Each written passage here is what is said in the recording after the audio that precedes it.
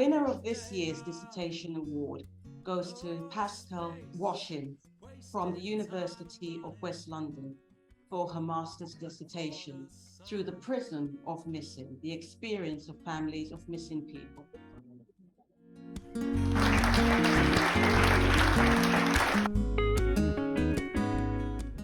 Our second award is for a phlegm, David Carlos.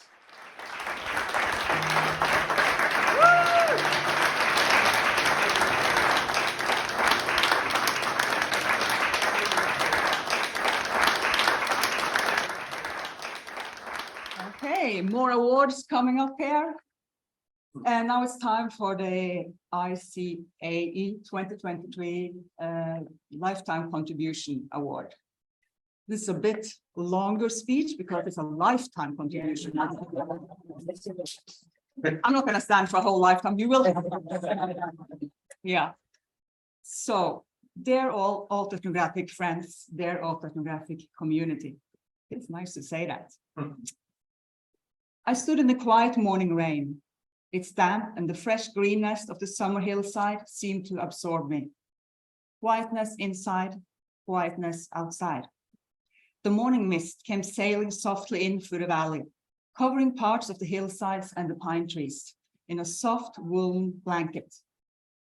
A slinking air of mystery, of fairy tales, of trolls, of the Nixie, of ancient times and times to come, of creatures and stories known and unknown. The possibility of imagining, dreaming, and interpreting, of weaving new meaning and possibilities into what we think we know and what we yearn to know. A gift offered. Do you accept it or do you let it go? This is a story about someone who has accepted the gift, who has nurtured and keeps nurturing it, and who selflessly shares it with others. So it is with the deepest respect, gratitude, and humility that I now stand here. We are at the part of the program where I have the honor of presenting and announcing the 2023 winner of the ICAE Lifetime Contribution in Alt Ethnography Award. And to me, there could hardly be any greater honor than this. So giving out this annual Alt Ethnography Award is a tradition that started 3 years ago. And the decision to start this tradition, it sprung out from our hearts, based on a deeply felt need to recognize, honor, and pay tribute to those who have made significant contributions to the development and nurturance of the field of alt ethnography. We often tend to think about alt ethnography as a form of scholarship. But while we certainly find it important to acknowledge contributions to the scholar and academic sides of alt ethnography, with this award, we also seek to recognize those who live alt ethnography as a way of relating to others and to the world. We have had wonderful winners in previous years, and this year is no exception. This year, the committee received several nominations, all nominating persons who have contributed substantially to the field of alt ethnography. The number of nominations suggests that there are many wonderful people out there, nurturing the field of alt ethnography and others and those collaborating within it. And the committee has considered all the nominations carefully, and while all candidates were definitely worthy, and they even made us think about, wow, we have to make more awards than we actually yes. Our decision about who should receive this year's Lifetime Contribution Award was unanimous. Keep going on, yeah? This year's winner is truly remarkable in many terms, and is definitely someone who has contributed for a lifetime. However, in academia, when laurel and glory is awarded, there is still a tendency that numbers trump words and stories. How many publications? What's the impact? How many grants secured? And more rarely do we ask, how have people been supported? How has the writing and publications touched and affected people's lives? How has the person developed and lived an academic and personal life with integrity, compassion, warmth, and wisdom? This year's winner holds this rare combination of combining an outstanding breadth of knowledge and experience in the fields of sociology and qualitative inquiry with genuine human warmth, compassion, and creativity. The winner has extensive knowledge in all issues related to higher education, involved in grant applications, conference organizing, supervision, teaching, publishing, editing, and much more. Without judgment or questions, this year's winner shares this knowledge and experience with colleagues, students, and others. She has supported numerous PhD students in a caring and wise manner. Our winner is known to be immensely kind and considerate, qualities that are often rare in contemporary neoliberal times. She holds an open mind and heart, letting wisdom and generosity out, and new wisdom and others in. Still now, she not only continues to work hard, but to support others in their work. She keeps challenging the borders of autoethnography, and through her creativity and fearlessness, also her own. In my mother tongue, Norwegian, we use the expression hel ved, which translates into something like solid wood. The expression is used to describe a certain type of people, and it is considered a huge compliment. It means that a person is honorable, reliable, steady, and absolutely solid. The expression describes this year's winner very well. To me, this year's winner is someone who, through a lifelong career, has developed the art of weaving stories, words, knowledge, and numbers together, shaping a wonderful and unique autoethnographic tapestry. Like any unique tapestry or piece of art, what other people see and take from it may vary. It will also vary from time to time, because we are never the same person facing the same tapestry. It all depends on light, shadows, context, and occasion. However, if you look carefully at the tapestry, if you feel the structure, there is something in it for everyone. If you allow for yourself to get absorbed by it, its diversity, its colors, shadows, light, and beauty, it holds something for us all, both in the present and for the future. In a tapestry, you can detect wisdom and knowledge, but also fairy tales and stories, both the told and the not yet told. This year's award goes to a very special tapestry weaver, in thankfulness for letting us all enjoy, be inspired, and challenged by it, for inviting us to co-weave parts of it and to join her in the ever ongoing process of developing and creating the autoethnographic tapestry of life. So from the bottom of our hearts, and I think I speak from all of us, this year's ICAE Lifetime Contribution in Autoethnography Award goes to the one and only Gail Leverett.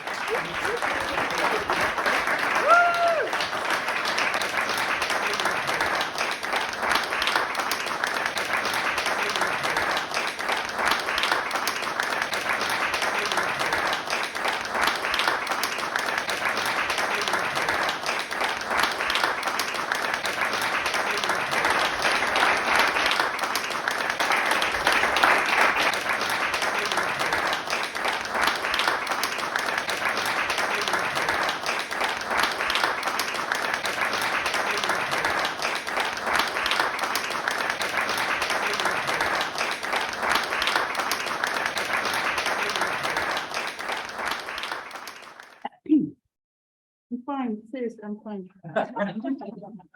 Thank you, Trude, and thank you, everyone. To say I'm chuffed a bit is something of an understatement. As has become tradition, I've prepared a few or more words in response. First, of course, thank you so much to the International Conference of Autoethnography Committee and the Boomerang Project team, Trude, David, Jamie, Tim, Andrew, and of course, the wonderful Katrina, and also Jessie, who worked so hard to support us all. Thank you too so much to those who nominated me for this so special award, to receive this honour from such a community and to be in such company with Alec, Karen and Art and Kim. It's amazing, it's just amazing.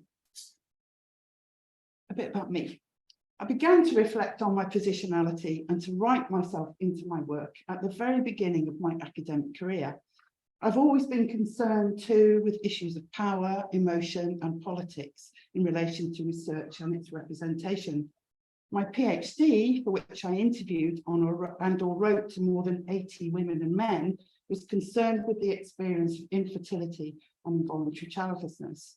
At that time, I fit the medical definition of infertile and I was involuntarily childless.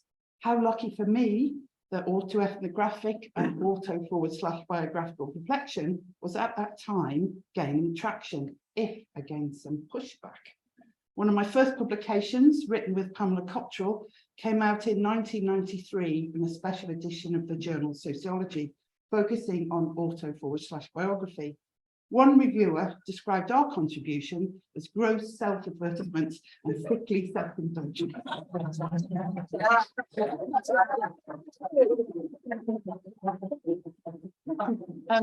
30 years on, Tracy's at the back, and I had an article rejected, this was just last year, by an article rejected by a journal editor who wrote, "Self-indulgence is a risk in this type of effort, and it is important to ring the bell when one sees it." I see it here. Even worse for me, though, was his response to it was an experience of loss, a miscarriage at 16 weeks of to my knowledge, only pregnancy, only baby, that led me back to education. His comment, "How do you know this?" Despite these and other criticisms of my work, my approach, not least as non-theoretical and or as needing to come with a health warning, over the past 30 plus years, I've been much encouraged and supported, not least by many people in the room today. I returned to formal learning aged 28, following a decade training and working as a nursery nurse. Feeling unable to work with children for a while following my miscarriage, I studied for an A-level sociology in the mid-1980s, and the rest, well, the rest is the rest. In addition to my miscarriage and subsequent biological childlessness, my father, Ron, died in 1979 when I was just 20, my second husband, John, in 2010, and my mother, Dorothy, who supported me through all the previous losses and many other challenges in 2012. My research interests are many and varied, but my own experience of loss and as non-mother, and also as someone who is cared for and who cares, is not only significant in terms of my research and writing concerns, but also fundamentally to my commitment to a sociology that makes a difference, or at least tries to. It was at the 2021 Autoethnography Conference, while in conversation with David Carlis and Elise Panu, that I articulated for the first time that much, maybe most of my work is about love. There's not so much social scientific discussion of love beyond the romantic, sexually intimate version. We research and write about sex and sexuality and about negative as well as positive aspects of being in love, including unhappiness, violence, death even, but not so much about other loves. In her book, All About Love, Bell Hooks writes, "A love ethic presupposes that everyone has the right to be free, to live fully and well. To bring a love ethic to every dimension of our lives, society would have to embrace change. We do this by choosing to work with individuals we admire and respect, by committing to give our all to relationships, by embracing a global vision wherein we see our lives and our fate as intimately connected to those of everyone else on the planet." I've always been concerned with how the methods we use and the methodological approaches we take influences the knowledge we produce and the impact that that knowledge might have. I'm interested then in the politics of the process as well as the politics of the product. I argue that all research and scholarly writing involves intersections between the lives of those who write and the lives of those who are written about. Along with others who argue for an autoethnographic and or an auto/biographical approach, I know some of us use those different terms, I insist that reflexivity and autoethnographic work is neither navel glazing nor a form of self-adoration, which is quite different from self-awareness and the critical scrutiny of the self. Indeed, those who protect themselves from scrutiny could well be labelled arrogant in presuming their presence and relations with others to be unproblematic. The use of I, as Liz Stanley notes, explicitly recognises that knowledge is contextual, situational and specific, and that it will differ systematically according to the social location of the particular knowledge producer. Additionally, getting personal as Laurel Richardson urged us to do, is a method of discovery, a way of finding out about ourselves and our world, and further part of a politics of belonging, a way to clearly articulate who we are, what we value, where we stand, and how we want to be viewed by others. After the death of John and my mum, I began to experiment with some different ways of writing, including both fiction and memoir. Initially, part of my grief journey, this work quickly became regularly included in my sociological research, writing, and publishing practice. Some of the fiction and memoir I write is explicitly sociological. All of it is informed by my sociological self. This way of working, of writing, of academic storytelling blurs the boundaries of fact and fiction, moves between the academic and the personal, and is in all ways autoethnographic practice, autoethnographic performance. To continue a theme, and as Ronald Pelier says, performance itself is a way of knowing. I owe much to Katina Douglas and David Carlisier, and to others that they have introduced me to for their ever powerful, often moving, always inspiring arts-based work.